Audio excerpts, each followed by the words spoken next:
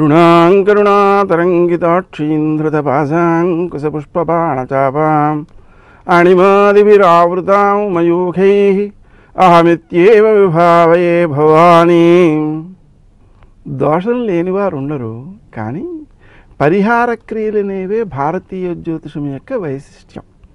కాబట్టి మనం చెప్పుకుంటూ ఉన్న జపాలు చేస్తున్నవారు తమ అనుభవాలను కింద కామెంట్స్లో రాసినట్లయితే చూచేవాళ్ళు కూడా అనుసరించే అవకాశం ఉంది.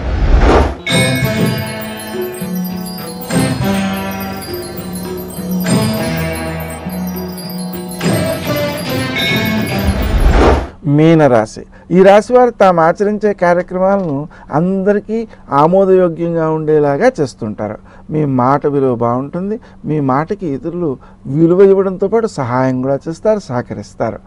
ఇతరుల యొక్క సహకారంతో, విశేషించి సోదరులు లేదా స్నేహితులు, వీరి యొక్క సహకారంతో సకాలంలో పనులను పూర్తి చేయడం ద్వారా మీరు గౌరవాన్ని పెంపొందించుకోగలుగుతారు. శత్రువులపై విజయాన్ని సాధించగలుగుతారు. స్నేహ సంబంధాలు అభివృద్ధిలో ఉంటాయి. వారు చేసే ఉపకారాలు కూడా మీకు గౌరవాన్ని పెంపొందించేవిగా ఉంటాయి. విశేషం ఏమంటే మీకు వారు ఉపకరిస్తూ మీ గౌరవాన్ని పెంపొందించే అవకాశాలు అన్నమాట. ఆరోగ్య విషయంలో కొంచెం శ్రద్ధ చూపించాలి. అందువలన మీరు ఆ విషయంలో క్రీం అచ్యుతానంద గోవింద అనేటువంటి మంత్రాన్ని మానకుండా చేసుకోవడం మంచిది.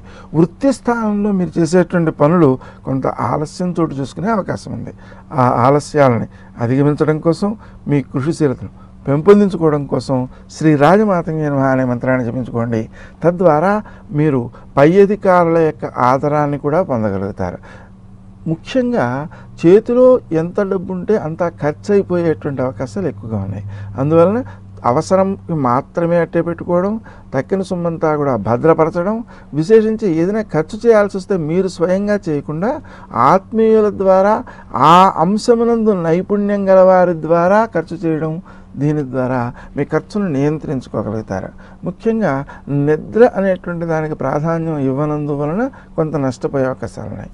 అందువలన రాత్రివేళ 9 లోపులోనే నిద్రకు ఉపక్రమించి నిద్రకు ప్రాధాన్యం ఇవ్వాలి.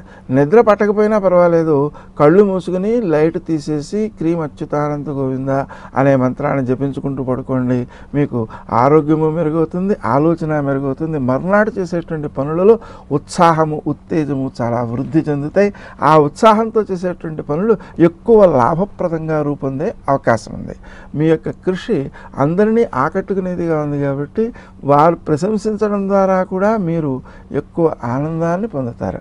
అందువలన మీకు కృషి చేస్తే తప్ప తోచని మానసిక స్థితి ఏర్పడుతుంది. తద్వారా ఎన్నో కార్యక్రమాలను త్వరితంగా పూర్తి చేసేటువంటి శక్తి మీకు భగవంతుడు ప్రసాదించాడు. దాన్ని సద్వినియోగం చేసుకుంటూ సకాలంలో పనులను ఉత్తమంగా పూర్తి చేయగలుగుతారు. తద్వారా ఆనందాన్ని సాధించగలుగుతారు.